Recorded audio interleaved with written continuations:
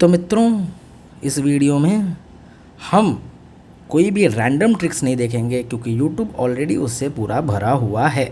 Okay, इस video में बात होगी सिर्फ और सिर्फ लॉजिक पे। ओके, लॉजिक पे हम पिछले 5 सालों का पेपर सॉल्व करेंगे। नॉलेज आपने अच्छा खासा ऑलरेडी डेवलप कर लिया है इन दी पास्ट 1 ईयर 6 मंथ, और अब काम है लॉजिक को डेवलप करने का, क्योंकि ये लॉजिक डेवलप करना एग्ज़ाम क्लियर करने के लिए बहुत ही ज़्यादा ज़रूरी है, बहुत ज़्यादा। और अगर किसी ने आके कमेंट सेक्शन में हैंडसेट लॉजिक है, ये है, वो है, अगर बोला इस चीज़ पे, तो उनको सिर्फ मेरा एक ही सजेशन है, गो एंड वॉच पोगो।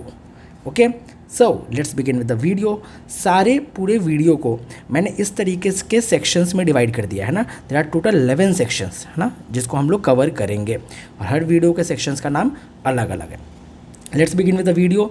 पहला सेक्शन एक बार हम देखते हैं, common sense at work. Common sense at work है ये सेकंड, बट हम स्टार्ट करेंगे इसी से, क्योंकि UPSC proved it that common sense is not so common these days. Okay, so the question of the day है ना, ये जो कट है ये मेरे ही पेपर का है ना। मैंने लास्ट ईयर जो पेपर दिया था 2024 में। With reference to union budget, consider the following statement. The union finance minister on behalf of Modi ji lays the annual financial statement before both the house of parliament. ठीक है, तो जो union finance minister है वो प्रधानमंत्री के behalf पे annual financial statement, बोले तो बजट पेश करती हैं। ठीक है, बजट पेश करती हैं। At the union level, no demand for grant can be made except on the recommendation of the President of India. बिना प्रेसिडेंट ऑफ इंडिया के कोई भी डिमांड ऑफ ग्रांट जो है वो नहीं दिया जाता है यूनियन लेवल पे।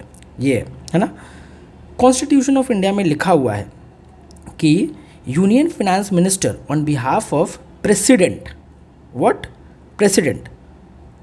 Okay, but what examiner has given the answer 65 का, देखो आंसर ये है सी। मतलब क्या, एग्जामिनर ने इस वाले स्टेटमेंट को सही डाला माना है क्या, कि जो यूनियन फिनेंस मिनिस्टर है वो मोदी जी के बिहाफ पे एनुअल फाइनेंशियल स्टेटमेंट पार्लियामेंट में पब्लिश करते हैं।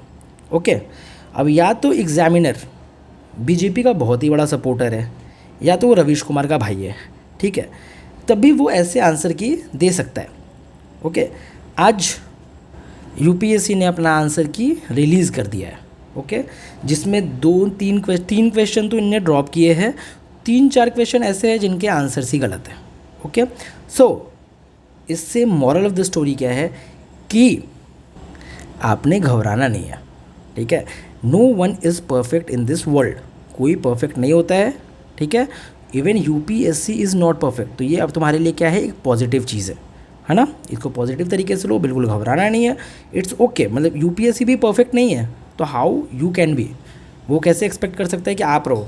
तो आप भी अगर इम्परफेक्ट हो, थोड़ा प्रिपरेशन ऊपर नीचे है, मज़े में रहो, कोई दिक्कत नहीं है। ठीक है, so let's begin with the first question. So the first is similar symptoms, है ना। तो सिमिलर सिम्टम्स मतलब क्या, कि दिस मोस्टली अगर 2 स्टेटमेंट सिमिलर टाइप के है ना, सेम टाइप के, तो क्या होता है कि उसमें से एक स्टेटमेंट सही होता है ना, और एक गलत होता है। समझा। अब देखना the question, consider the following statement regarding Indian squirrel, है ना। They burrow next by making burrows in the ground. ठीक है, then they store their food material like nuts and seeds in the ground. ठीक है, तो 2 similar type के statement है, तो इतना समझो कि इन दोनों में से कोई एक स्टेटमेंट ही सही होगा। ऐसे मैं अभी और क्वेश्चन दिखाऊंगा, पहले बस इतना समझो। ठीक है, and they are omnivores, understood. तो इतना तो जान लो कि 1 और 2 में से कोई एक स्टेटमेंट ही सही है, क्योंकि ये सिमिलर काइंड ऑफ स्टेटमेंट है। द आंसर वॉज 2 ओनली, है ना। So here actually the first statement is incorrect, है ना। बट वो तो आपको जानने की ज़रूरत भी नहीं है, क्योंकि यहाँ पे इन्होंने ऐसे ही क्वेश्चन ईजी कर दिया है ना। ये थोड़ा वेग टाइप का ऑप्शन होता है, यूपीएससी ने बताया नहीं है कौन सा स्टेटमेंट सही है, but first statement is not correct. Okay, and the second and third is correct. So बस मेरा देखो, अपने को आंसर्स तक पहुंचने से ज़्यादा इंपॉर्टेंट ये समझना था कि 2 सिमिलर टाइप के स्टेटमेंट होंगे, तो वहाँ पे जो है एक स्टेटमेंट ही सही होगा। चलो 2023 का एक और क्वेश्चन देखते हैं ना। According to United Nations World Water Development Report, India extract more than quarter of world's ground water withdrawal each year. ठीक है। इंडिया जो है 1 क्वार्टर से ज़्यादा दुनिया भर का जो ग्राउंड वाटर है वो विड्रॉल करता है हर साल, ठीक है। स्टेटमेंट 2 क्या बोलता है, India needs to extract more than 1/4 of world's ground water each year to satisfy the drinking water and sanitation needs of almost 18% of the world's population living in its territory, ठीक है। देखो यहाँ पे पहले तो 2 चीज़ें, पहला क्या कि India extract more than 1/4 of world's ground water withdrawal each year, ठीक है। अब India need to extract more than 1/4 of world's ground water each year, ठीक है। सिमिलर स्टेटमेंट तो हटाओ, चलो ये तो है ही है। एक और चीज़, to satisfy drinking water and sanitation needs of almost 18% of world population living in its territory, मतलब केवल ड्रिंकिंग वाटर और सैनिटेशन के लिए, सिर्फ ड्रिंकिंग वाटर और सैनिटेशन, मतलब क्या, इरिगेशन ऐसे भाड़ में गया, ठीक है। सिर्फ और सिर्फ ड्रिंकिंग वाटर और सैनिटेशन के लिए needs almost 18% of world's population living in the territory, ठीक है। सिर्फ उनके 18% को लोगों के नीड्स को सेटिस्फाई करने के लिए, सिर्फ ड्रिंकिंग वाटर और सैनिटेशन के नीड्स के लिए उसको दुनिया का 1/4 ग्राउंड वाटर यूज़ करना पड़ रहा है हर साल। ये सुनकर के ही पहले तो कितना एक्सट्रीम स्टेटमेंट है, ठीक है। और इसको गलत बनाने के लिए ये 2 लाइन ये जोड़ा गया है, ठीक है।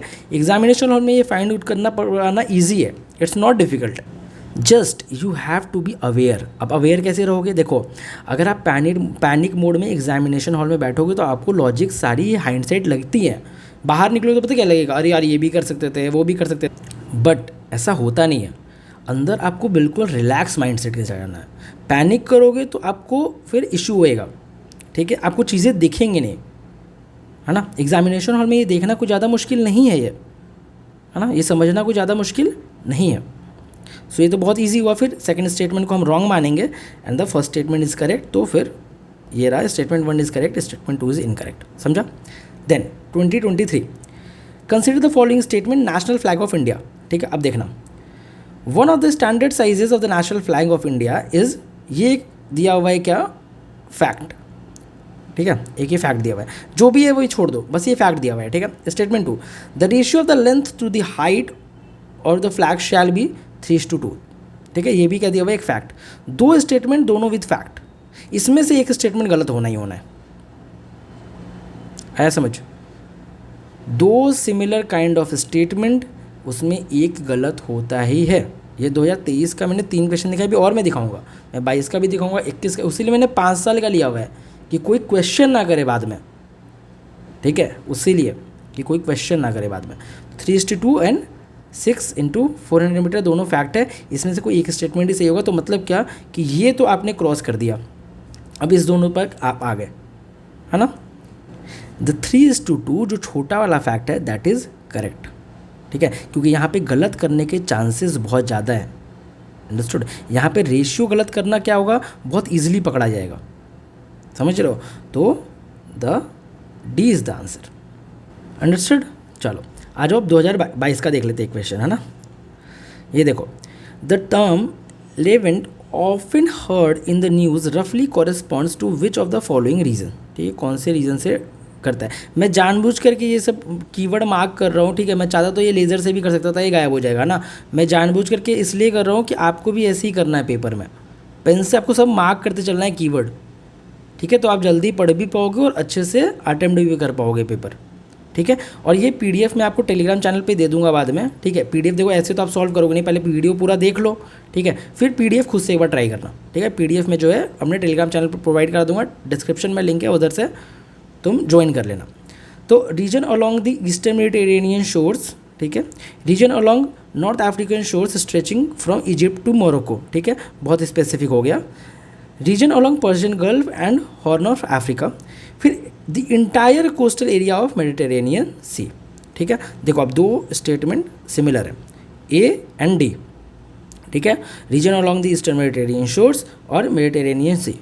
अब ये 2 सिमिलर स्टेटमेंट है तो 99% ऑफ द चांस है, ठीक है, 1% देखो इधर उधर कहीं भी हो सकता है ना, बट 99% ऑफ द चांस है कि एक स्टेटमेंट इन दोनों में से ही सही है कोई।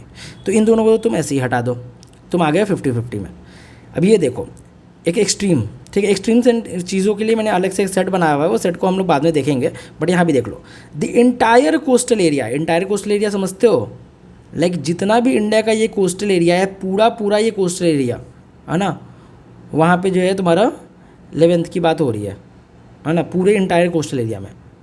तो नहीं, ये एक बहुत ही ज़्यादा क्या है, एक्सट्रीम स्टेटमेंट है। क्या है, एक्सट्रीम स्टेटमेंट है ना। और दिस इज ए, देखो देख रहे हो, ये कोई रैंडम ट्रिक्स नहीं है ना, दिस वर्क्स, बट आपको समझना होता है। ये पैनिक में रहोगे तो कहाँ समझेगा, अंडरस्टूड।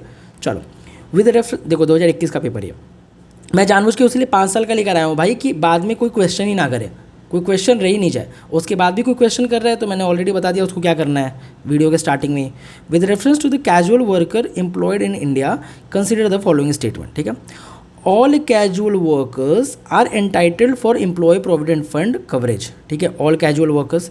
देन फिर से all casual worker are entitled for regular working hour and over time payment, ठीक है। दिख रहा है साफ साफ कि दो सिमिलर स्टेटमेंट है, ठीक है। All casual worker similar statement है। चलो अब आगे देखो। The government can by a notification specify that an establishment और industry shall pay wages only through its bank account, मतलब क्या गवर्नमेंट स्पेसिफाई कर सकता है एक नोटिफिकेशन से, क्यों नहीं कर सकता है, इट्स ओके। बहुत जेनरिक सा स्टेटमेंट, ये स्टेटमेंट सही होगा। अब ये दो स्टेटमेंट सिमिलर स्टेटमेंट है, इसमें से अपने को सही स्टेटमेंट निकालना है, ठीक है। अब देखो ऑप्शंस देखो।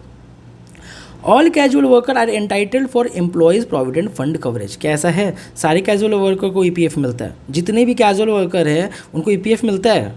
तुम खुद बताओ, तुमने नॉर्मल मान चलो कोई यहाँ पे टीचर होगा, अगर कोई वीडियो देख रहा है तो नॉर्मल अगर अपने स्कूल ज्वाइन किए हुए हो ना, तुम्हारी जो भी सैलरी क्या तुमको वहाँ ईपीएफ मिलता है। मोस्टली मैं नॉर्मली बता रहा हूँ कि तुमने लाइक नॉर्मली अपने लाइक पॉकेट मनी के लिए अगर कोई स्कूल ज्वाइन किया हुआ है तो वहाँ क्या तुमको मिलता है, ईपीएफ मिलता है वहाँ पे तुमको, ये बताओ, ठीक है। तो all casual worker entitled to EPF, ये तो बहुत ज़्यादा एक्सट्रीम हो गया। अब देखो ऑल यहाँ भी लिखा हुआ है तो आप बोलोगे सर ये भी एक्सट्रीम है, बट ऑल लिख देने से एक्सट्रीम नहीं होता है, वो मैं आगे बताऊंगा वीडियो में, जो एक्सट्रीम वाला सेट में करेंगे उसमें बताएंगे हम आपको, ठीक है।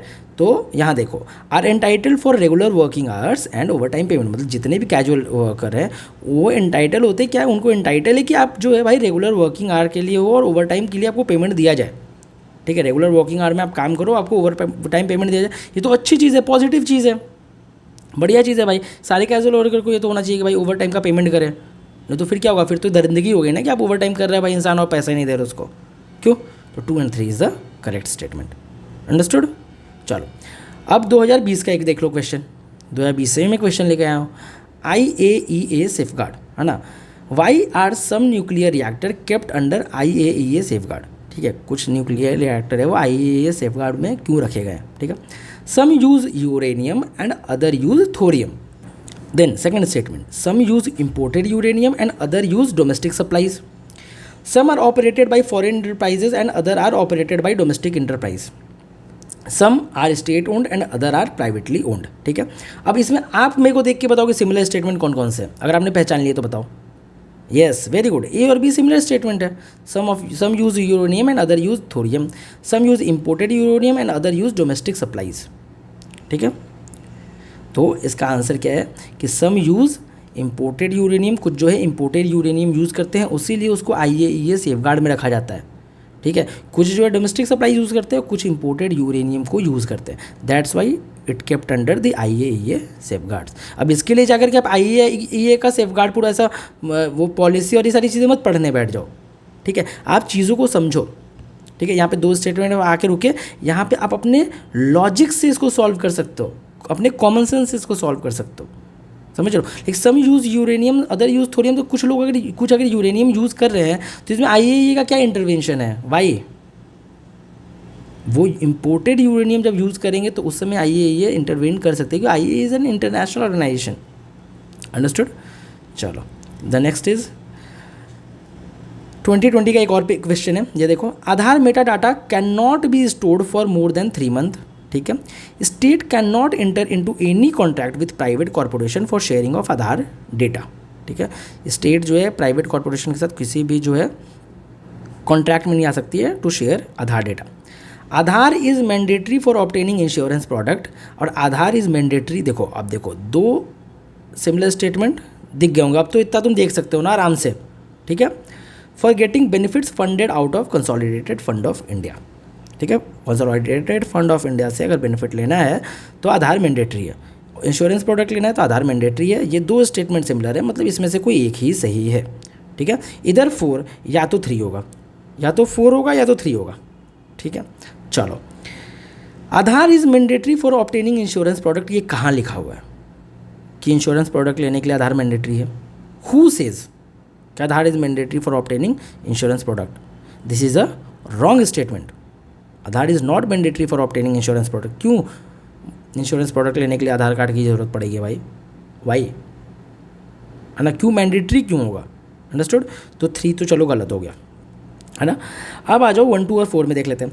आधार meta data can not be stored for more than 3 months और state can not enter into any contract with private corporation for sharing of Aadhaar data. Obviously state जो है किसी भी प्राइवेट कॉर्पोरेशन के साथ कॉन्ट्रैक्ट में नहीं आ सकती है टू शेयर प्राइवेट डेटा और शेयर आधार डेटा।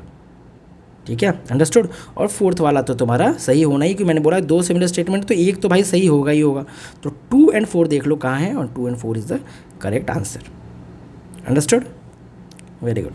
चलो द नेक्स्ट क्वेश्चन 2020 का ही क्वेश्चन है।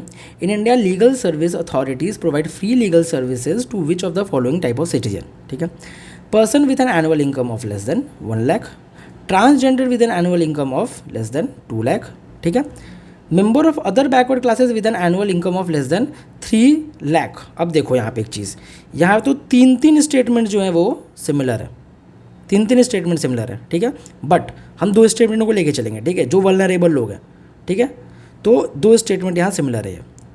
मोस्टली साथ वाले होते हैं, कैसे देखो यहाँ पे साथ वाले स्टेटमेंट थे, ऊपर भी देखना, तो मोस्टली ये स्टेटमेंट वाले जो होते हैं ना, ये ऐसे वाले, तो इसमें साथ में होते हैं मोस्टली।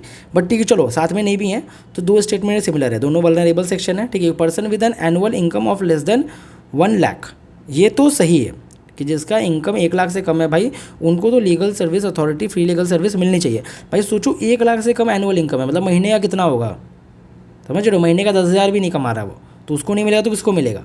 ठीक है, अंडरस्टूड। अब इस दोनों में से देखना है कि कौन सा सही है। दोनों सिमिलर है, मतलब एक ही सही होगा। मैंने ऑलरेडी आपको बता दिया, एक ही सही होगा। Then transgender with an annual income of less than 2 lakh और member of OBC with annual income of less than 3 lakh. अब तुम मेरे को ये बताओ, दोनों में सबसे ज़्यादा वल्नरेबल कौन है? वल्नरेबल क्यों? फ्री लीगल सर्विस की बात हो रही है। दोनों में वल्नरेबल कौन है आपके हिसाब से सबसे ज़्यादा? अब ये बता दो। Transgenders, obviously transgenders are more vulnerable, है ना, समझा? ओके, तो ट्रांसजेंडर्स आर मोर वल्नरेबल, पहला भी सही है, दूसरा भी सही है। अब लास्ट वाला स्टेटमेंट देखो, ऑल सीनियर सिटीजन, ये एक एक्सट्रीम स्टेटमेंट है। ऑल सीनियर सिटीजन में तो सब आ जाते हैं, मुकेश अंबानी भी आ जाते हैं। ठीक है, तो उनको फ्री लीगल सर्विस की क्या ज़रूरत है ना, उनके लिए तो ऑलरेडी सुविधा उपलब्ध है। देन 2020 का एक और पेपर है। अब देखो ये क्या है कि provision content in part 4 of constitution of India, बोले तो DPSP पार्ट 4 में है। They shall be enforceable by court और they shall not be enforceable by any court. अब देखो 2 स्टेटमेंट एक तरीके के दे दिए उलट पलट करके, एक जगह लिख दिया इन्फोर्सिएबल और एक जगह लिख दिया नॉन इन्फोर्सिएबल है। अब बताओ 1, 2, 3 तो कभी आंसर हो नहीं सकता, इन दोनों में से हमेशा कोई एक ही सही होगा, या तो इन्फोर्सिएबल होगा भाई या तो नहीं होगा। क्यों? तो ऑब्वियसली इन्फोर्सिएबल है, तो 2 तो आंसर है। The principle laid down in this part are influence the making of law by the state. मतलब जब स्टेट कोई भी लॉ बनाती है तो उसको जो इसके अंदर प्रिंसिपल्स है वो इन्फ्लुएंस करती है उन लॉज को, ये बोल रहा है क्वेश्चन में। The answer is 2 and 3। I guess you understood. ठीक है, चलो the next question. So this common sense at work, ये मेरा फेवरेट है। यहाँ पे आपको सिर्फ और सिर्फ अपने कॉमन सेंस का यूज़ करना है और आंसर आ जाएगा। सिर्फ कॉमन सेंस का यूज़ करना है, ठीक है। बट आई टोल्ड कि UPSC वाला वो क्वेश्चन दिखा करके common sense are not so common these days. Question number 2024 का 7th है ना, rainfall is one of the reason for weathering of rocks. ठीक है, रेनफॉल एक रीज़न है for the weathering of rocks. Rainfall water contains carbon dioxide in solution. ठीक है, rainfall water में क्या कार्बन डाइऑक्साइड होता है। Rain water contain atmospheric oxygen, rain water में क्या एटमॉस्फेरिक ऑक्सीजन होता है। ठीक है, स्टेटमेंट 1, 2, 3 अब क्या बोलता है, statement 2 and 3 are correct and both of them explain statement 1। Both statement 2 and 3 are correct but only one of them explain statement 1। Then Only one of the statement 2 or 3 is correct, or that explains statement 1, and neither 2 और nor 3 is correct. ठीक है, अब देखो मेरी बात को समझना. Rainfall जो है एक रीज़न है वेदरिंग ऑफ रॉक के लिए. ठीक है, अब कॉमन सेंस का यूज़ क्या करना है कि वेदरिंग ऑफ रॉक्स के लिए, even for chemical weathering, carbon dioxide, oxygen, ऐसी चीज़ों की ज़रूरत पड़ेगी, ऐसे केमिकल्स की, ऐसे एलिमेंट्स की ज़रूरत होगी. ठीक है, तो अब ये कहना ही ये चाहता है, ये पूछना ही ये चाहता है कि भाई वेदरिंग और रॉक्स के लिए रेनफॉल जिम्मेदार तो है, तो रेनफॉल के अंदर ऐसा है क्या जो वेदरिंग ऑफ रॉक्स के लिए जिम्मेदार है? तो रेन वाटर के अंदर क्या कार्बन डाइऑक्साइड भी है, और रेन वाटर के अंदर क्या एटमॉस्फेरिक ऑक्सीजन भी है. That's why it is a reason for weathering of rocks. ठीक है, सिर्फ और सिर्फ कॉमन सेंस का यूज़ करना है कि भाई कार्बन डाइऑक्साइड और ऑक्सीजन तो ज़रूरी है फॉर द वेदरिंग, और रेनफॉल में है दोनों, तभी तो वेदरिंग हो रही है ना. And that's why the A is the correct answer, कि 2 and 3 are correct and both explain statement 1. ठीक है, नेक्स्ट क्वेश्चन देखो, 24 का एक क्वेश्चन है. विद रेफरेंस टू PFAS, है ना, perfluoroalkyl and polyfluoroalkyl substance that are used in making many consumer product, बहुत सारे प्रोडक्ट में यूज़ होता है कंज्यूमर प्रोडक्ट बनाने के लिए. Consider the following statement. Following statement को एक बार देखो, है ना. PFAS are found to be wide spread in drinking water, food and packaging material. ठीक है, बहुत जगह जो है लाइक ड्रिंकिंग वाटर में मिलता है, फूड एंड पैकेजिंग मटेरियल में भी मिलता है PFAS, है ना. देन एक निगेटिव सा स्टेटमेंट. Then PFAS is not easily degraded in the environment. मतलब PFAS जो है वो जल्दी डिग्रेड नहीं होता है एनवायरनमेंट में. मतलब क्या कि एक निगेटिव चीज़ है ना, कि जल्दी डिग्रेड नहीं होता है एनवायरनमेंट में. Persistent exposure to PFAS can lead to bioaccumulation in the bodies. Bioaccumulation हो सकता है बॉडी में PFAS के चलते. ठीक है, बायोकम्युलेशन पता है क्या होता है? बायोकम्युलेशन होता है कि कोई अगर लाइक प्लास्टिक है ना, तो प्लास्टिक को तुमने डाला पानी के अंदर डाला तो उसको मछली ने खा लिया, और उस मछली को फिर तुम खाओगे, समझ रहे हो, या उस मछली को किसी बड़ी मछली खाएगी, तो फिर वो बीमारी फैलते चली जाएगी, है ना. तो दैट इज़ कॉल्ड बायोकम्युलेशन. ठीक है, तो ये भी एक नेगेटिव चीज़ है. And all 3 are answer. ठीक है, कि कौन सा स्टेटमेंट इसमें सही है बताना था, एंड ऑल 3 आर आंसर. बस सोचना था. बिल्कुल जेनेरिक से स्टेटमेंट दिए हुए हैं, बिल्कुल जेनेरिक से. इसमें भी अगर तुम अपनी बुद्धि लगाने लगोगे, अगर तुम ओवरथिंक करने लगोगे कि नहीं भाई बायोकम्युलेशन तो नहीं होता होगा. ठीक है, निगेटिव चीज़ है. देखो समझो इस चीज़ को कि it is a negative thing. बस इतना जानना जरूरी है. अगर निगेटिव थिंग है तो इसके इम्पैक्ट भी निगेटिव ही होंगे. अगर पॉजिटिव होता तो इसके इम्पैक्ट भी पॉजिटिव होता. अंडरस्टूड. देन 2024 का क्या है question. Many chewing gums found in the market are considered a source of environmental pollution. बहुत सारे च्युइंग गम्स जो मार्केट में मिलते हैं वो एक सोर्स है एनवायरमेंटल पोल्यूशन के. ठीक है, सेकंड स्टेटमेंट क्या बोलता है. Many chewing gums contain plastic as a gum base. ठीक है, बहुत सारे ऐसे च्युइंग गम है जिनका प्लास्टिक जो है वो गम बेस है. ठीक है, तो देखो प्लास्टिक क्या है, एनवायरमेंट पोल्यूशन का एक कारण है बहुत इंपॉर्टेंट. ठीक है, तो ये ऐसे तुम सोच सकते हो. अब इसमें तुम च्युइंगम के बारे में जाके पढ़ने नहीं बैठोगे, उसके बारे में नोट्स नहीं बनाओगे, च्युइंगम से क्या क्या नुकसान है, क्या क्या हार्मफुल है, क्यों हार्मफुल है, ये सारी चीज़ें नहीं करोगे. तुम अपना कॉमन सेंस यूज़ करोगे. कॉमन सेंस क्या यूज़ करोगे भाई, कि मेनी च्युइंगम्स कंटेन प्लास्टिक. बहुत सारे च्युइंगम है जहाँ प्लास्टिक होते हैं एज अ गम बेस, है ना. And that's why it is responsible for environmental pollution. So that's why statement 1 and 2 both are correct, and 2 is explaining statement 1. समझ में आया? अंडरस्टूड. चलो, आई होप आपको समझ आया होगा. देन 2024 का एक पेपर है, क्वेश्चन है the term pumped storage hydro power. ऐसे क्वेश्चन बहुत मिलेंगे, बहुत ध्यान से पेपर देखना. मैं फिर से बता रहा हूँ, पेपर बहुत ध्यान से देखना. किस तरीके से कितने बार में क्वेश्चन को पेपर को अटेंड करना है मैं चैनल अभी बताऊँगा नेक्स्ट वीडियो में. ठीक है, सब्सक्राइब करके रखना, मैं बताऊँगा बहुत जल्दी. ठीक है, is actually and appropriately discussed in the context of which one of the following. यार एक और इंपॉर्टेंट चीज़ पता है क्या, someone was asking me for mains, है ना. बहुत 3-4 लोगों ने मेरे से मेंस का पूछा कि सर मेंस का क्या सोच रहे हो, मेंस का क्या सोच रहे हो. भाई मेंस का तो अभी आप सोचो ही मत, ध्यान भी मत दो. अगर आप ये वीडियो देख रहे हो तो अभी सिर्फ और सिर्फ प्रीलिम्स से फोकस करो. मेंस का देख लेंगे, मेंस में बहुत मज़ा आएगा. प्रीलिम्स से ज़्यादा मज़ा मेंस में आएगा. मैं सारा प्लान लाइन हर कुछ ही आपको दूंगा, everything. Like I am planning something great. आप बस चैनल पे रहना, यू विल गेट एवरीथिंग. तो अभी उस पर मत सोचो, अभी सिर्फ प्रीलिम्स पे ध्यान दो. ठीक है, so pumped storage hydro power, है ना. So irrigation of terrace crop field, lift irrigation of cereal crops, long duration energy storage और रेन वाटर हार्वेस्टिंग सिस्टम. अब देखो यहाँ नाम देखो, पम्प्ड स्टोरेज हाइड्रो पावर. ठीक है, pumped storage hydro power is related to long duration energy storage. ठीक है, मतलब क्वेश्चन में ही स्टेटमेंट इज गिवन, बस आपको ध्यान से ऑब्जर्व करने की ज़रूरत है। इट्स अ स्टोरेज सिस्टम और it talks about the long duration energy storage. ठीक है, हाइड्रो पावर क्या है? एक एनर्जी ही है ना। ये क्या है? हाइड्रो पावर एक एनर्जी है। ठीक है, तो स्टोरेज ऑफ एनर्जी की बात हो रही है, तो वही सिंपल यहाँ पे लिखा हुआ है लॉन्ग ड्यूरेशन एनर्जी स्टोरेज। और आसपास तो कुछ है भी नहीं उसके, ये देखो ना, irrigation of terraced crop field, lift irrigation of cereal crops, rain water harvesting system, आसपास तो कुछ है भी नहीं, है ना। लाइक क्वेश्चन स्टेटमेंट्स भी बहुत दूर दूर है, ऑप्शंस भी बहुत दूर दूर है इसके, है ना। तो this is the answer. Okay, ये क्वेश्चन तो हमने देख लिया, क्वेश्चन ऑफ द डे।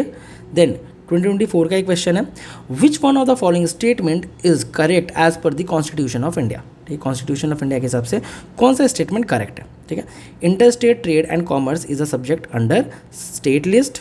ठीक है, अब मेरी बात को बहुत ध्यान से सुनना, इंटर स्टेट ट्रेड की बात हो रही है। अब देखो कॉमन सेंस में कैसे यूज़ होगा, इंटर स्टेट ट्रेड की बात हो रही है। इंटर स्टेट ट्रेड का मतलब क्या, कि दो स्टेट्स हैं वो आपस में ट्रेड कर रहे हैं, दो स्टेट्स आपस में ट्रेड कर रहे हैं। तो ये स्टेट लिस्ट में कैसे आ सकता है? अगर स्टेट लिस्ट में आएगा तो ये इनका लॉ और इनका लॉ, ये अपना लॉ अपने हिसाब से बनाएंगे, ये अपना लॉ अपने हिसाब से बनाएंगे, और दोनों एक दूसरे के लॉ में इंटरवीन करेंगे, कभी ट्रेड अच्छे से हो ही नहीं पाएगा। तो इसमें क्या, एक सेंट्रलाइज बॉडी होनी चाहिए, और दैट इज़ सेंटर। सेंटर की चीज़ें कहाँ होंगी? यूनियन लिस्ट में। तो स्टेट लिस्ट कैसे बोल सकते हैं? अब देखो ऐसे इंटर स्टेट की कोई भी चीज़ है, आपने लक्ष्मीकांत देखी होगी, बेसिक लक्ष्मीकांत में जो भी इंटर स्टेट वाली चीज़ें होती है, इंटर स्टेट वाली सारी चीज़ें यूनियन लिस्ट में होती है, कभी स्टेट लिस्ट में नहीं होती है। ठीक है, जब तक स्टेट की पर्सनली बात ना हो रही हो। तो inter state migration is a state subject under state list. Inter state migration क्या है? State subject under state list. ठीक है, अब बताओ ये सही है?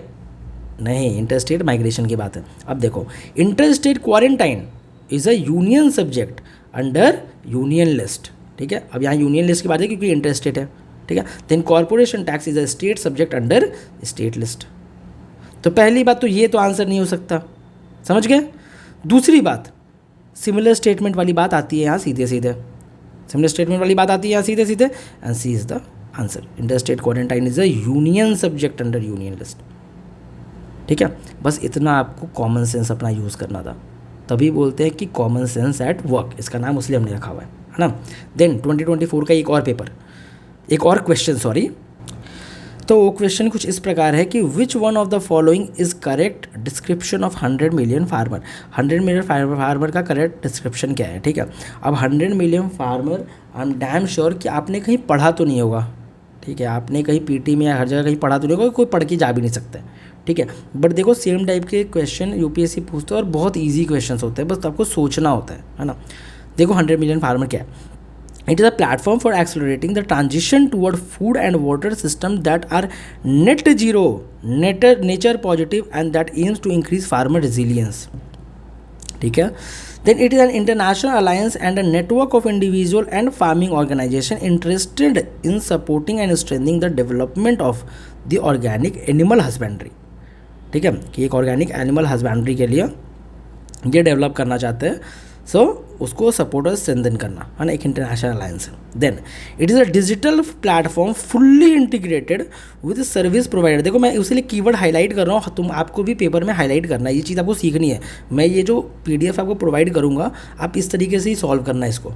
ठीक है, and build on block chain that let buyers, seller and third parties trade fertiliser quickly and securely. मतलब ये ब्लॉक चेन में डालेंगे जहाँ पे बायर, सेलर और थर्ड पार्टी बहुत ईजिली फर्टिलाइजर खरीद सके और ये सारी चीज़ें कर सके। रबिश, इतना सारा फैक्ट, पहली चीज़। दूसरी चीज़, बहुत ईजी चीज़ें है, बहुत ईजी गोइंग जाना है, इतना ज़्यादा घुसना ही नहीं है। ठीक है, ये बस दिया इसलिए कि आप ओवरथिंक करने बैठ जाओ। It is a platform with the mission of encouraging the farmer to form farmer product organization or agri-business consortium, thus facilitating access to global open market to sell their product। कि global open market को जो है अपने product को cell करने के लिए उसको एक्सेस कर पाए।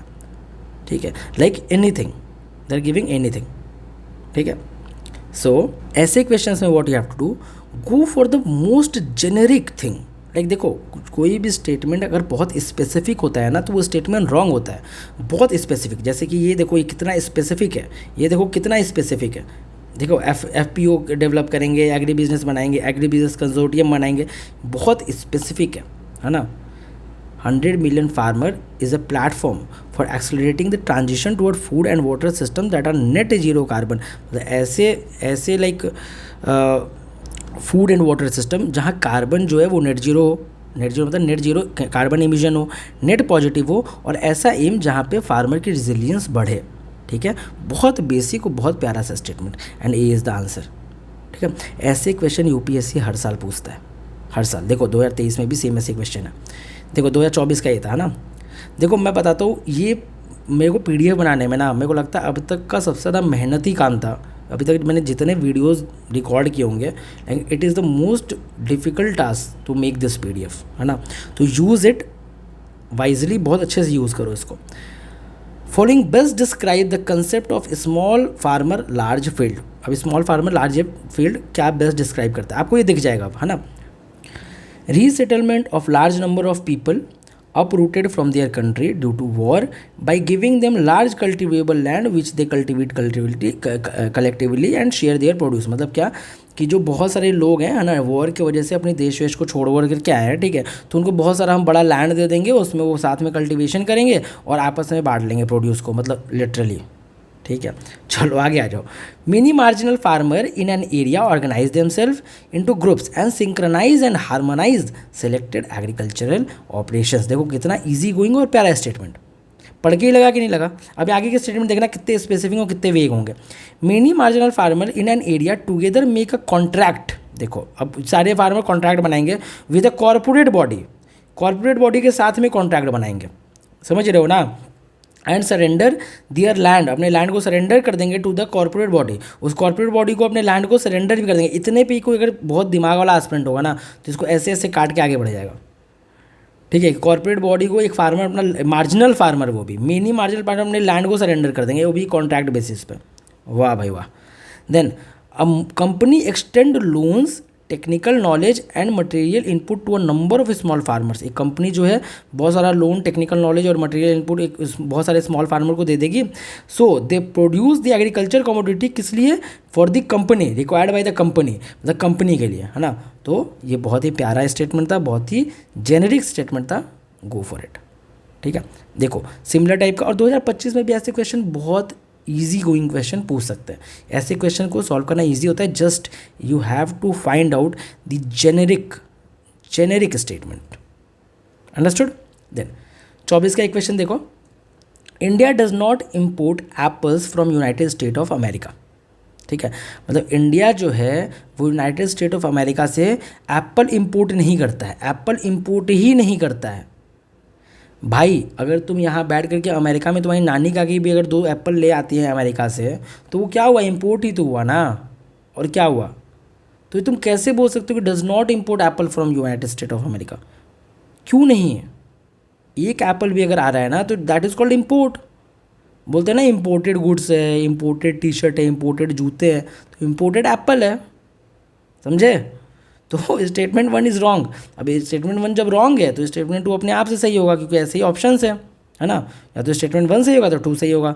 तो in India law prohibits the import of GM food, genetically modified food, without the approval of competent authority. मतलब क्या कि जेनेटिकली मॉडिफाइड फूड को आप इंपोर्ट नहीं कर सकते, लॉ भाई इंडिया में प्रोहिबिट करता है ना। तो स्टेटमेंट 2 ऐसे ही सही हो जाएगी। Statement 1 is incorrect, 2 is correct. ठीक है, चलो द नेक्स्ट क्वेश्चन है 2023 का। India has more arable area than China. ठीक है, second statement, the proportion of irrigated area is more in India as compare to China.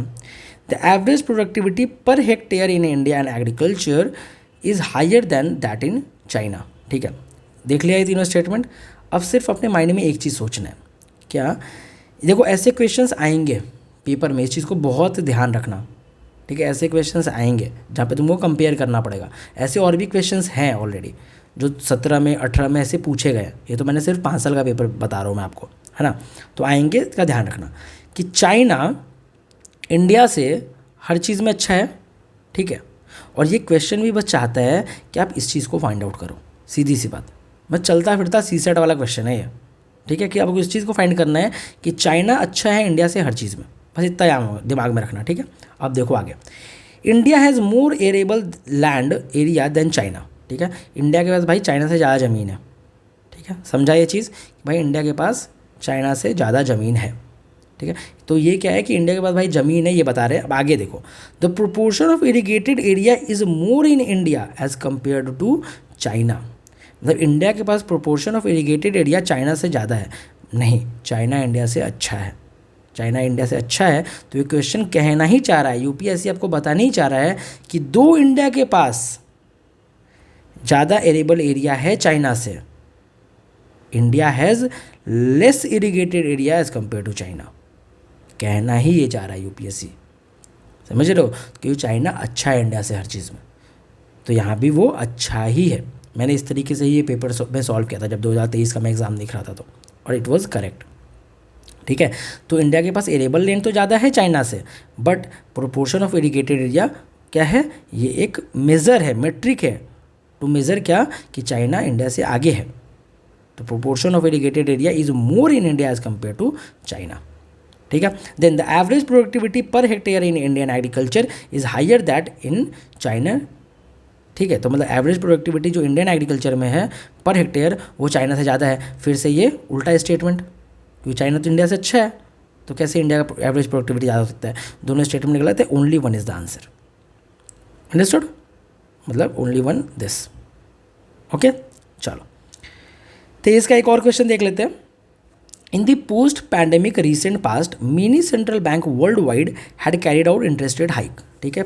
Pandemic के बाद क्या हुआ कि बहुत सारे जो सेंट्रल बैंक है वर्ल्ड वाइड क्या कर रहे थे, अपना इंटरेस्ट रेट बढ़ा रहे थे, ठीक है, इंटरेस्ट रेट बढ़ा रहे थे। अब स्टेटमेंट 2 क्या है, central bank generally assume that they have the ability to counter act the rising consumer prices via monetary policy means, मतलब सेंट्रल बैंक, बहुत सिंपल भाषा में बताऊंगा, सेंट्रल बैंक जो है जनरली समझता है क्या है कि मॉनेटरी पॉलिसी के थ्रू में, है ना, वो कंज्यूमर प्राइजेस को जो है, जो इन्फ्लेशन है उसको काउंटर एक्ट कर सकता है, उसको मॉडिफाई कर सकता है, उसको चेंज कर सकता है, ठीक है। और उसी वजह से पोस्ट पैंडेमिक क्या हुआ कि सेंट्रल बैंक ने वर्ल्ड वाइड अपने इंटरेस्ट रेट हाइक किए थे, ठीक है। तो इसमें आपको कोई भी इकोनॉमी समझने की ज़रूरत ही नहीं है, आपको सिर्फ इतना जानना है कि मॉनेटरी पॉलिसी क्या होता है, अब फिजिकल पॉलिसी क्या होता है, जो गवर्नमेंट करती है। मॉनेटरी पॉलिसी कौन से स्टेप है, जो सेंट्रल बैंक करता है। तो सेंट्रल बैंक क्यों करता है, क्योंकि इन्फ्लेशन को कंट्रोल करने के लिए करता है, इन्फ्लेशन को कंट्रोल करने के लिए करता है, उसी लिए पोस्ट पैंडेमिक क्या हुआ कि इन्होंने इंटरेस्ट रेट को बढ़ा दिया, इंटरेस्ट रेट को बढ़ाया, क्यों, क्योंकि इन्फ्लेशन कंट्रोल में रहे। आया समझ में आपको, so is the correct answer. तो इसमें सिर्फ आपका कॉमन सेंस लगना है, कोई इकॉनमी नहीं लगनी है। आया, चलो अब 24 का एक और क्वेश्चन मैं दिखाता हूँ आपको, है ना। विच of the following statements about the ethics committee in the Lok Sabha are correct. Lok Sabha में जो एथिक्स कमेटी है उसके बारे में कौन सा स्टेटमेंट सही है ना। तो initially it was an ad hoc committee, पहले के और एडहॉक कमेटी थी, नहीं पता मेरे को, आगे बढ़ते, नहीं पता, आई don't no. Only a member of Lok Sabha can make a complaint relating to unethical conduct of member of Lok Sabha, मतलब कोई अगर लोकसभा का मेंबर अनएथिकल कुछ करता है तो केवल लोकसभा का मेंबर ही कंप्लेन कर सकता है।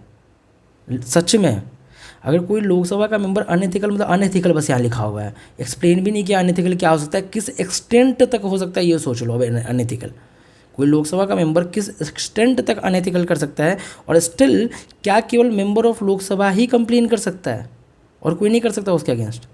खुद अपना दिमाग लगाओ, लगाया, and this statement will be wrong, ठीक है।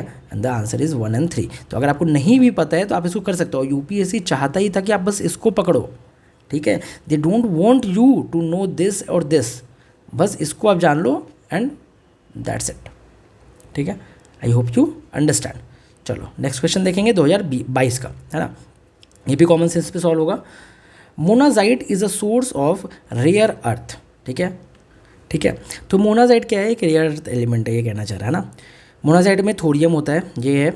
Monazite occurs naturally in the entire Indian coastal sand, मतलब क्या कि इंडियन कोस्टल सैंड में पूरे, वो भी इंटायर इंडियन कोस्टल सैंड में, इंटायर मतलब कि सारे जितने, वो भी इंडिया का ये कोस्टल पार्ट है, ये दिस पार्ट, ठीक है, ये हर जगह ये मोनाजाइट होता है। एक जगह तो कहता है कि सोर्स ऑफ रेयर अर्थ, ठीक है, एक रेयर मिनरल है, और एक जगह कह रहा है कि इंडिया में इंटायर कोस्टल सैंड में मिलेगा, ठीक है। Then in India government bodies only can process और एक्सपोर्ट मोनाजाइट, मतलब क्या कि इन इंडिया में क्या कि केवल गवर्नमेंट बॉडी जो है वही केवल प्रोसेस और एक्सपोर्ट कर सकती है। जब केवल गवर्नमेंट बॉडी कर सकती है रेयर अर्थ, तो कैसे मिल सकता है इंटायर कोस्टल सैंड में, ये बताओ।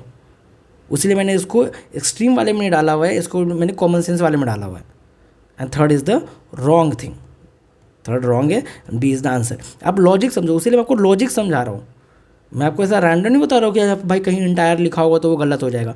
वो यूट्यूब पे बहुत लोग बता रहे हैं, वो मैं नहीं बता रहा हूँ आपको, मैं लॉजिक समझा रहा हूँ कि लॉजिक समझो कि क्यों ये स्टेटमेंट गलत है।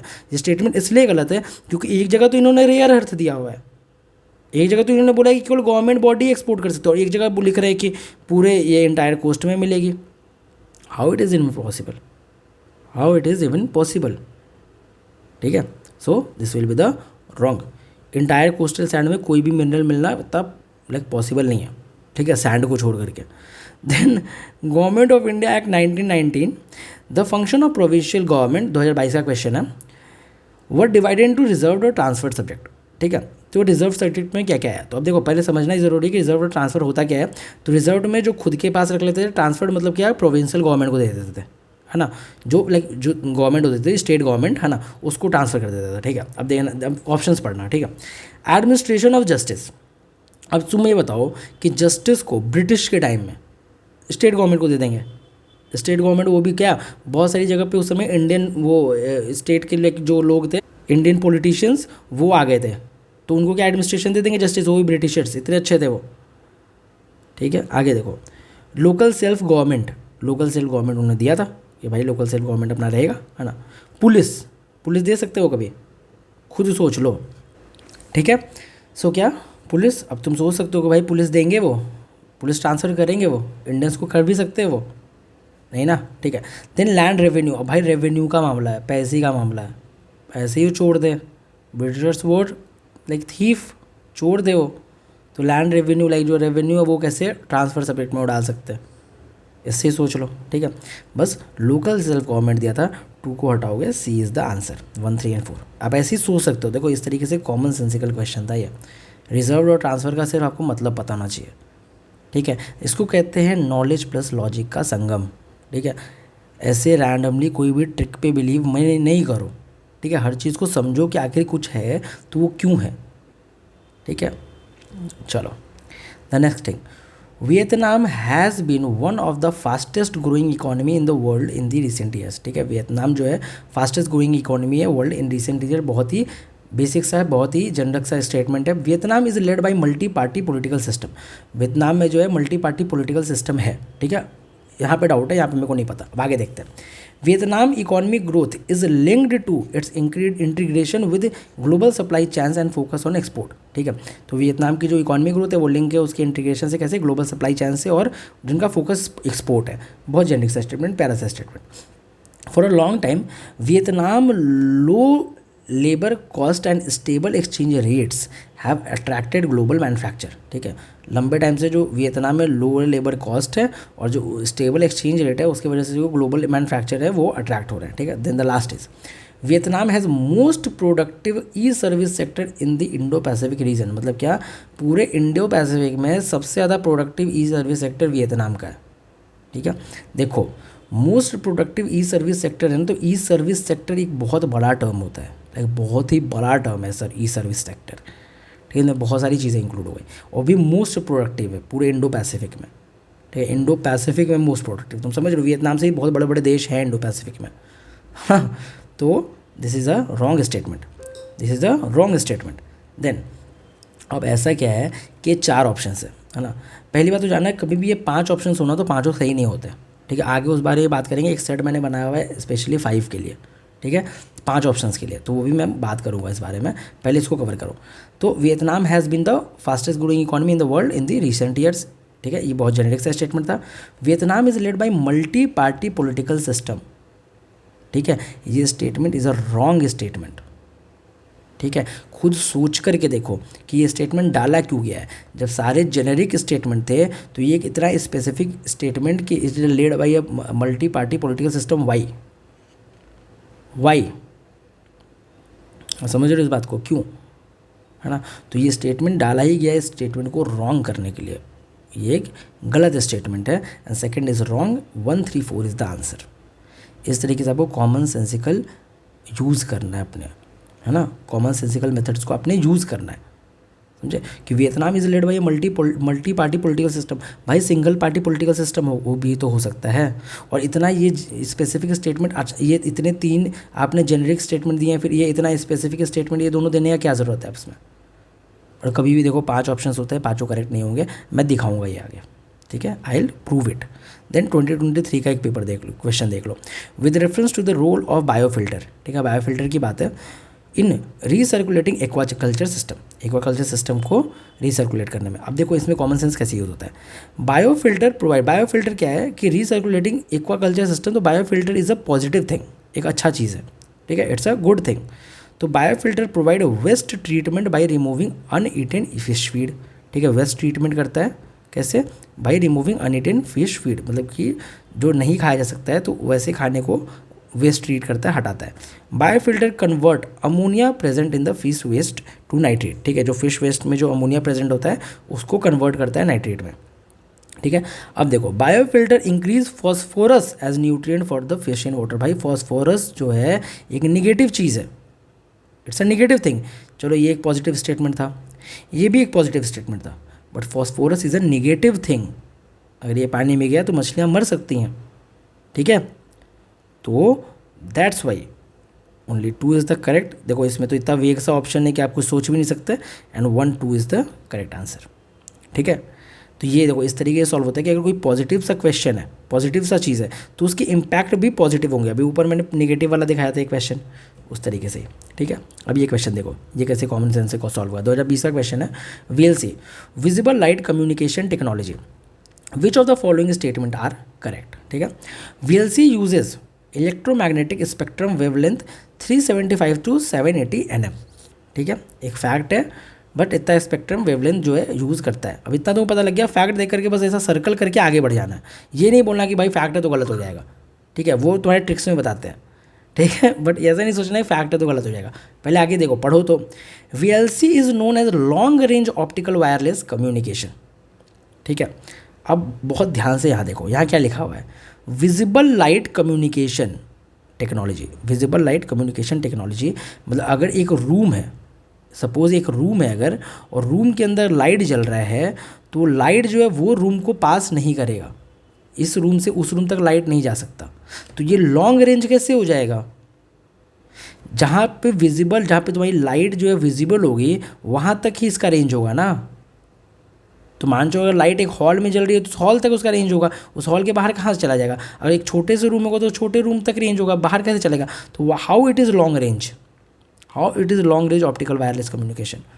Second statement is a wrong statement. आप ये पढ़ो ये, है ना, और फिर आप ये पढ़ो, it is not possible at all.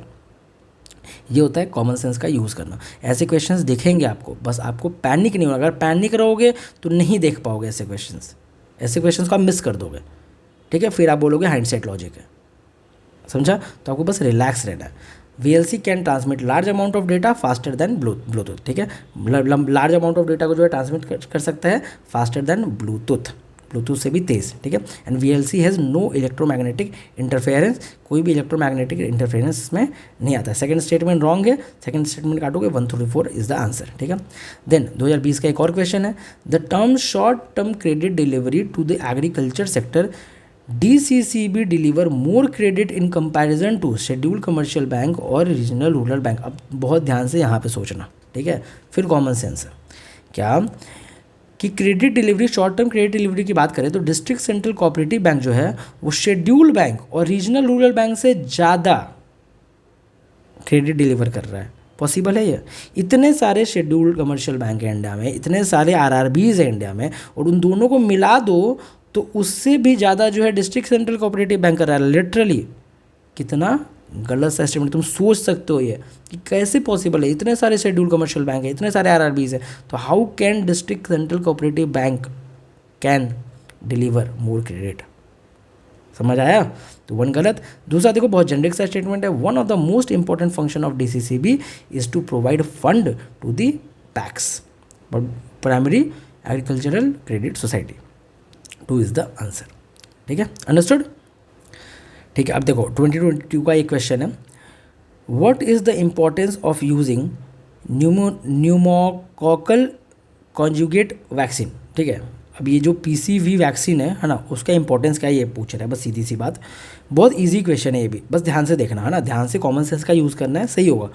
These vaccine are effective against pneumonia as well as meningitis and sepsis. ठीक है, इसके लिए इफेक्टिव है, ये जो चीज़ लिखी हुई है मेनिंगिटिस और सेप्सिस के लिए जो है ये बढ़िया है ना। अगर मैंने रॉन्ग प्रोनाउंसिएशन किया हो तो आई एम सॉरी। ठीक है, dependence on antibiotics that are not effective against drug resistant bacteria can be reduced. ठीक है, जो डिपेंडेंस है एंटीबायोटिक के ऊपर, ठीक है, तो जो लाइक ड्रग रेजिस्टेंट बैक्टीरिया जो है उसके लिए, उसके अगेंस्ट जो है वो इफेक्टिव नहीं है, तो वो रिड्यूस हो जाता है इन वैक्सीन से। चलो एक पॉजिटिव सा स्टेटमेंट है, ढंग का इन्वेस्टमेंट है, वो है स्टेटमेंट है। ठीक है, then these vaccine have no side effect and no allergic reactions. बस मैं ये दिखाना चाहता था आपको कि कोई भी वैक्सीन ऐसा दुनिया में नहीं है जिसका साइड इफेक्ट ना हो, कोई एलर्जी रिएक्शन ना हो। ऐसा कौन सा वैक्सीन बन दिया है इतना, कौन सा वैक्सीन बन गया ये? तो ऐसे वैक्सीन सिर्फ UPSC ही डेवलप कर सकता है। ठीक है, third is a wrong statement. पहली चीज़ तो बहुत एक्सट्रीम है, ठीक है, और कॉमन सेंस से अपने सोचो कि क्या कोई ऐसा वैक्सीन हो सकता है जिसका कोई साइड इफेक्ट ही ना हो, कोई एलर्जिक रिएक्शन ना हो? खुद सोचो, ठीक है, खुद अपना रीजनिंग लगाओ। ठीक है, देन अब ऑप्शंस देखो, पहला तो अब सही होगा, है ना। दूसरा ऑप्शन देखना, dependence on antibiotic that are not effective against drug resistant bacteria can be reduced. ठीक है, उन पे जो डिपेंडेंस है एंटीबायोटिक से वो कम हो जाएगा। ये बहुत ही जेनेरिक सा और मीठा मीठा स्टेटमेंट है, अच्छा स्टेटमेंट है। ठीक है, so B is the correct statement. तो UPSC चाहता ही था कि सिर्फ आप इसको पकड़ लो, answer is this 1 and 2। Understood. चलो 2020 देखो, बहुत अच्छा पेपर है ये भी, बहुत अच्छा क्वेश्चन है 88 का, 88 number question. Solar power can be used for running surface pump and not for submersible pump. देखो एक चीज़ मैं बताता हूँ, ये एंड नॉट जहाँ होता है ना, मोस्टली यहाँ बहुत अवेयर हो जाना है आपको, क्योंकि ऐसे स्टेटमेंट 95% ऑफ द टाइम गलत हो जाते हैं। समझना इस चीज़ को, यहाँ अवेयर हो जाना। ठीक है, अब देखना कैसे गलत होता है, लॉजिक। ठीक है, solar power can be used for running surface pump, मतलब सोलर पावर को आप सरफेस पंप को यूज़ करने के लिए रन तो कर सकते हो, बट सबमर्सिबल पंप को आप यूज़ करने के लिए नहीं रन कर सकते हो। क्यों नहीं कर सकते हो भाई, क्यों नहीं कर सकते हो सोलर पावर को तुम सबमर्सिबल पंप के लिए यूज़, वाई नॉट? ठीक है, देन देखो, solar power can be use for running centrifugal pump, centrifugal pump के लिए यूज़ कर सकते हो, and not the ones with piston, piston वाले के लिए नहीं कर सकते। क्यों नहीं कर सकते, why not? Solar power is a futuristic technology, भाई क्यों नहीं यूज़ कर सकते हो? हर कुछ सारे पंप के लिए यूज़ कर सकते हो, क्यों नहीं यूज़ कर सकते हो? सो एंड नॉट जब हो तो यहाँ पे आपको क्या होना है, अवेयर हो जाना है। ठीक है, कि यहाँ पे मोस्ट ऑफ द टाइम जो स्टेटमेंट होगा वो रॉन्ग होगा। अभी आगे मैं दिखाऊंगा बट वाले केस में, बट नॉट वाले केस में, और बट वाले केस में आगे मैंने उसका भी सेट तैयार किया हुआ है। ठीक है, बस पूरी वीडियो देखना अच्छे से। So both 1 and 2 is the answer. The third topic is what next. What next बहुत इंटरेस्टिंग है, ये देखो बहुत इंटरेस्टिंग है ना। हर साल ऐसे क्वेश्चन आते हैं व्हाट नेक्स्ट वाले। क्या देखो 2023 का ये पेपर देखो, है ना, 2023 का क्वेश्चन है कि aerial metagenomic best refer to which one of the following situation. ठीक है, इसका आंसर क्या है? आंसर तो बहुत इजीली फाइंड आउट कर सकते थे इसके, लाइक एरियल मेटाजेनोमिक की बात हो रही है तो कुछ एयर से रिलेटेड होगा ना। तो collecting DNA samples from the air in a habitat at one go. ठीक है, एक गो में DNA सैंपल्स को कलेक्ट कर लेना। ठीक है, तो क्या बोलता है क्या कि DNA सैंपल्स को एक गो में कलेक्ट कर लेने का, है ना। अभी देखो आप ना दो चीज़ों की, अगर आपने नहीं पढ़ा एरियल मेटाजेनोमिक्स पे, अगर आपको नहीं पता है तो आप इसको ऐसे भी देख सकते हो कि दो सिमिलर स्टेटमेंट है, ये सारे तो होंगे नहीं। Understanding the genetic makeup of avian species, तो इससे भी थोड़ा बहुत ऐसा लग रहा है कि भाई एरियल मेटाजेनोमिक्स ऐसा साउंड कर रहा है ना। तो सिमिलर स्टेटमेंट है तो कोई एक करेक्ट होगा। यहाँ तक तो आप आ सकते हो, है ना। अगर आप इसको हटा दो तो यहाँ तक आप आ गए। अब read the next question, micro satellite DNA पे क्वेश्चन है, ठीक है। और ये देखो क्या, कलेक्टिंग द DNA सैम्पल्स, है ना। समझ में आ रहा है? और आपको पता है एक चीज़, कुछ लोग होंगे लाइक उनको लगेगा ये रबिश है, बट मैं प्रूव करूँगा ये चीज़ को। अभी देखो होता क्या है, मोस्टली पहले बात तो लॉजिक समझो इसके पीछे।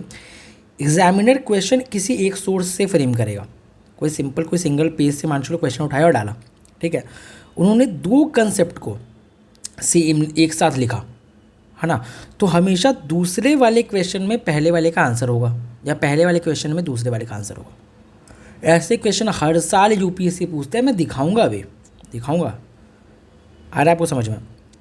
The next question is about micro satellite DNA and the first statement क्या था? Collecting DNA samples from air in habitat in one go. ठीक है, माइक्रो सैटेलाइट डीएनए क्या होता है? तो studying the evolutionary relationship among various species of fauna, stimulating stem cells बहुत specific हो गया, क्लोनल प्रोपोगेशन बहुत हो गया specific, and assessing the efficacy of drug by conducting series of drug trials in population बहुत स्पेसिफिक हो गया, studying the evolutionary relationship among various species of fauna, बहुत ही जेनरिक सा बहुत प्यारा सा स्टेटमेंट। अब देखो मैं प्रूफ क्या करने की बात कर रहा था, ये 2023 का क्वेश्चन देखो। About 3/4 of the world cobalt, a metal required for the manufacture of batteries of electric motor vehicle produced by, कौन प्रोड्यूस करता है? अर्जेंटीना, बोट्सवाना, कोंगो और कजाकिस्तान। ठीक है, कोंगो इज द आंसर। ठीक है, ये 7th क्वेश्चन है। ठीक है, ठीक है, Congo basin is the answer and Congo basin next question है पूछा है to the very next question, which one of the following is a part of Congo basin? The answer is Cameroon. अब बताओ, आया समझ? कॉन्गो तो पहली बात मैं बता दूं बहुत इंपॉर्टेंट जो है आपका थीम है यूपीएससी का। अगर ऑप्शन में कॉन्गो दिख रहा है तो मोस्ट प्रोबेबली वो सही होगा, क्योंकि ये क्या है? कॉन्गो क्या है? थीम है, लगातार पूछ रहे हैं 2-3 बार ऐसे कॉन्गो के बारे में। आया समझ? To the very next question. चलो, अभी भी भरोसा नहीं है, अभी भी नहीं है, फिर से प्रूफ करेंगे। 2022 का question, among the following crops which one of the following most important anthropogenic source of both methane and nitrous oxide? Methane का सबसे इंपॉर्टेंट सोर्स क्या है? The answer is rice and the next question is system of rice intensification. 21 ये 22 आया समझ? System of rice intensification very next question. ऐसे question पूछेगा UPSC तो बहुत अवेयर रहना है। अगर आप पैनिक मोड में रहोगे तो नहीं देख पाओगे इस चीज़ को। ठीक है, इस तरीके से अवेयर रहना है। System of rice intensification answer rice है। अब सिस्टम ऑफ राइस इंटेंसिफिकेशन, अब इसको कैसे सॉल्व करोगे एक बार ये भी देख लेते हैं। Alternate wetting and drying of rice field, उसको क्या बोलते हैं? System of rice intensification. मतलब क्या, एक बहुत ही पॉजिटिव चीज़ है ये, है ना। तो क्या जैसे क्या करेंगे, पहले जो राइस का जो फील्ड है उसको क्या पहले सुखाएंगे, फिर ऐसा गीला करेंगे, फिर सुखाएंगे गीला करेंगे, इस तरीके से, है ना। उसको कहते हैं राइस इंटेंसिफिकेशन। अच्छी चीज़ है ये। क्या करेगा? सीड रिक्वायरमेंट को कम करेगा, मीथेन के प्रोडक्शन को कम करेगा, जो कि होता है इलेक्ट्रिसिटी के भी कंजम्पशन को कम करेगा। भाई ऑब्वियसली पहले सुखा रहे हैं फिर पानी डाल रहे हैं, ना, तो इलेक्ट्रिसिटी जो है कम यूज़ होगा। And 1, 2 and 3 is the answer. इसका हमेशा ऐसी क्वेश्चन का आंसर हमेशा ऑल ऑफ द अबव होता है। ठीक है, the next question, constitution of India defines. ठीक है, इस सेट में देखो हम क्या देखते हैं कॉन्स्टिट्यूशन ऑफ इंडिया डिफाइन में, जहाँ पे constitution of India prescribes, constitution of India defines, constitution of India provides, ऐसी चीज़ें लिखी हों, वो स्टेटमेंट रॉन्ग होता है। और आज से नहीं, पिछले 5-6 सालों से 10 सालों से रॉन्ग होता आ रहा है। लेकिन according to constitution of India लिखा हुआ है तो it will not be wrong. मैं पहले बता रहा हूँ, पहले आपको देखना पड़ेगा, हो सकता है वो गलत हो या सही हो, आई डोंट नो, बट अगर डिफाइन से तो मोस्ट प्रोबेबली वहाँ गलतियाँ होती हैं। अब देखो, हियर इज़ द प्रूफ। 2023 है ना, if the election of the president of India is declared void, the supreme court of India all acts done by him or her in performance of duty of in his her office of president before the date of decision become invalid. ठीक है, तो मतलब क्या, जब president का election जो है अगर वॉइड डिक्लेयर कर दिया जाता है तो जो भी एक्शंस उसके द्वारा लिए गए हैं जो है सुप्रीम कोर्ट पार्लियामेंट जो है उसको नल एंड वॉइड कर सकती है ना, या उसको जो है supreme court null and void कहलाएगा, उसके जो भी डिसीजंस हो गए। ठीक है, then election for the post of the President of India can be postponed on the ground that some legislature assembly have been dissolved and election are yet to take place। मतलब क्या, president of election का जो president of India का जो election है ना, वो postpone किया जा सकता है किस ग्राउंड पे, कि भाई असेंबली के इलेक्शन अभी नहीं हुए हैं या असेंबली डिसॉल्व हुई है, उनके इलेक्शन अभी होने बाकी है। ठीक है, सब हटाओ, हमको जो समझना है वहाँ पे आते हैं अपने सेट पे। When a bill is presented to the President of India, the Constitution prescribes time limit। ठीक है, यहाँ पे हमको आना था कि कॉन्स्टिट्यूशन ने भाई टाइम लिमिट प्रिस्क्राइब किया हुआ है। ठीक है, पहली बात कॉन्स्टिट्यूशन ने कोई टाइम लिमिट प्रिस्क्राइब नहीं किया है, और कॉन्स्टिट्यूशन ऑफ इंडिया प्रिस्क्राइब्स जहाँ आता है ना वहाँ को तुरंत अवेयर हो जाना है। क्या होना है? अवेयर हो जाना है। क्यों? क्योंकि आपने PYQs किया हुआ है, आपको पता है कि जब ऐसे स्टेटमेंट आते हैं तो हमको अवेयर रहना है, यहाँ गलत होने के चांसेस बहुत हाई होते हैं, and this statement is wrong. Understood? तो इसका आंसर नन है, तीनों ही स्टेटमेंट ऐसे रॉन्ग है, बट ये स्टेटमेंट मेरे को आपको खासकर दिखाना था। ठीक है, देन 2023 का एक और क्वेश्चन देखते हैं, आ जाओ। The supreme court of India has held in some judgement that reservation policy made under article 16(4) of Constitution, India would be limited by Article 335 for maintenance of efficiency of administration. Supreme court of India ने अपने judgement में क्या बोला है कि reservation की policy बनाते वक्त आर्टिकल 16 सब आर्टिकल 4, अब मेरे को पता हो गया आर्टिकल 16 क्या है, आपको इतना पता होना चाहिए, बेसिक है। आर्टिकल 16 सब आर्टिकल 4 में जो रिजर्वेशन की पॉलिसी है कॉन्स्टिट्यूशन ऑफ इंडिया, उसको लिमिट करता है क्या? आर्टिकल 335 से, जो कहता है maintenance of efficiency in administration. चलो ठीक है, आपने ये देख लिया, अब आगे देखो। Article 335 of the constitution of India defines the term efficiency of administration. And हमने क्या बोला कि जहाँ कॉन्स्टिट्यूशन ऑफ इंडिया डिफाइंस है, ज़्यादा पुराना पेपर नहीं दिखा रहा हूँ, 23 का ही पेपर दिखा रहा हूँ मैं, जहाँ डिफाइंस है वहाँ पे स्टेटमेंट गलत हो जाएगा, and the answer is C. ठीक है, यहाँ नहीं रुकेंगे, अभी आगे भी देखेंगे, 2022 देखेंगे, है ना। Pursuant to report of H.N. Committee, the Contempt of Court Act 1971 was passed. मेरे को नहीं पता इसके बारे में क्या बोल रहा है, मेरे को कुछ आइडिया नहीं, आगे देखते हैं। The Constitution of India empowers the Supreme Court and the High Court to punish for contempt of themselves. ठीक, कॉन्स्टिट्यूशन ऑफ इंडिया एम्पावर करता है सुप्रीम कोर्ट को और हाई कोर्ट को क्या, कि अपने कंटेम्प्ट के लिए पनिश करना।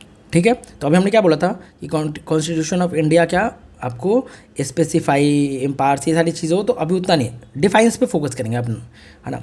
Constitution of India defines civil contempt and criminal contempt, इसको सीधे सीधे हम क्रॉस करेंगे पहले तो, पहली चीज़। दूसरी चीज़ पहले तो ये समझना, ये एक सिमिलर स्टेटमेंट है दोनों, हमने ऊपर सिमिलर स्टेटमेंट का कंसेप्ट आपको बता दिया है। ये क्या सिमिलर टाइप ऑफ स्टेटमेंट है, जहाँ कॉन्स्टिट्यूशन ऑफ इंडिया के बारे में इसमें ही बोल रहा है, इसमें भी कॉन्स्टिट्यूशन ऑफ इंडिया के बारे में ही बोल रहा है, सिमिलर टाइप ऑफ स्टेटमेंट है, कोई एक ही सही होगा। ठीक है, दूसरी चीज़, कॉन्स्टिट्यूशन ऑफ इंडिया डिफाइंस जहाँ आ गया, जहाँ भी आ गया, मतलब वो स्टेटमेंट गलत है। ठीक है, 2022 की बात है।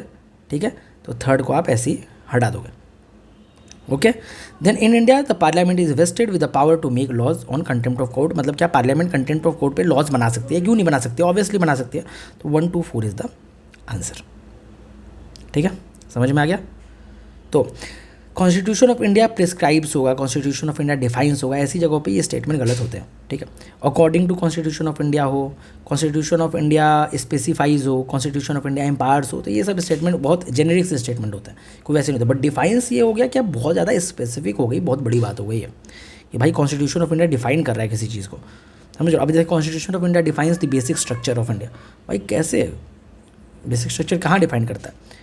चलो द नेक्स्ट 2022 में the constitution of India classifies the minister, देखो अब देखो ये कॉन्स्टिट्यूशन ऑफ इंडिया क्लासीफाइज आ गया। ठीक है, and this statement is wrong, नहीं क्लासीफाई करता है। तुम समझ लो ये सब जो क्लासीफाइज और ये सारे जो, देखो मेरी बात को समझना, according to constitution of India ना, कॉन्स्टिट्यूशन ऑफ इंडिया क्या बोलता है, like according to constitution of India बहुत जेनेरिक सेंस में जा रहा है, बट ये बोल रहा है कि कॉन्स्टिट्यूशन ऑफ इंडिया क्लासीफाई करता है किसी चीज़ को या डिफाइन करता है किसी चीज़ को, ये सच में बहुत बड़ी बात है, समझ लो। तो वहाँ आपको अवेयर होना है।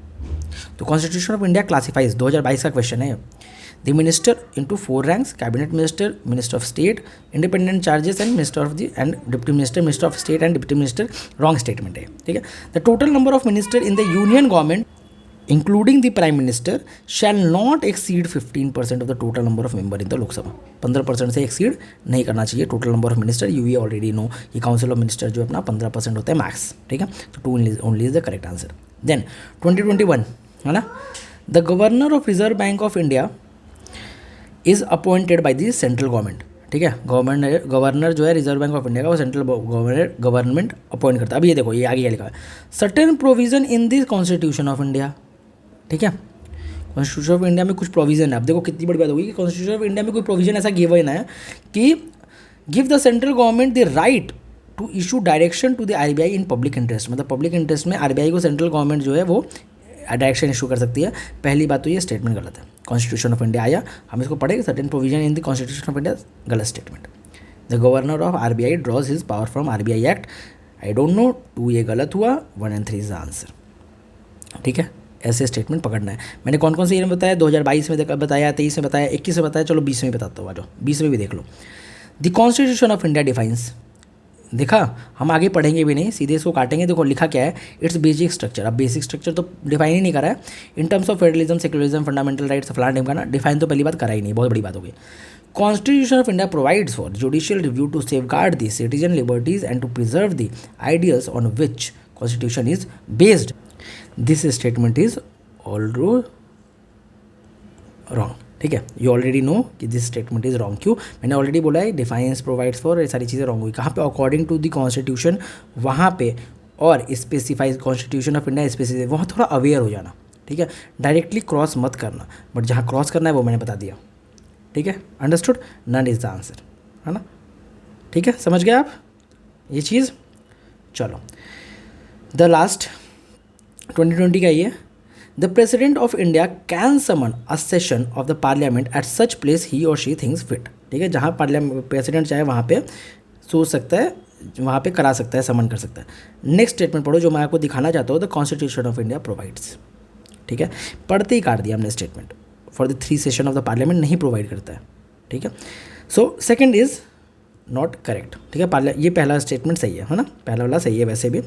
Third, there is no minimum number of days that the parliament is required to meet in a year. एक साल में पार्लियामेंट कोई ऐसा minimum number of days fix नहीं है जो पार्लियामेंट मिले। You know already, basic Laxmikanth, C is the answer. Understood. ठीक है, the next is odd one out. ठीक है, सो अभी हम लोग को और क्या करना है, odd one out, the dance of themes, बहुत इंटरेस्टिंग होने वाला है, the dance of theme. Then all is well, ये भी बहुत बहुत बहुत बढ़िया होने वाला है। बहुत ही इंसाइट मिलेगा आपको इसमें, बहुत ही ज़्यादा इंसाइट मिलेगा। वैसे इंसाइट तो आपको पूरे एनालिसिस में ही मिलेगा। Then are 8th is more than 5 is inauspicious. ठीक है, अशुभ होता है 5 से ज़्यादा होना। Then will extreme is not good, मतलब क्या, किसी का भी एक्सट्रीम होना अच्छा नहीं है।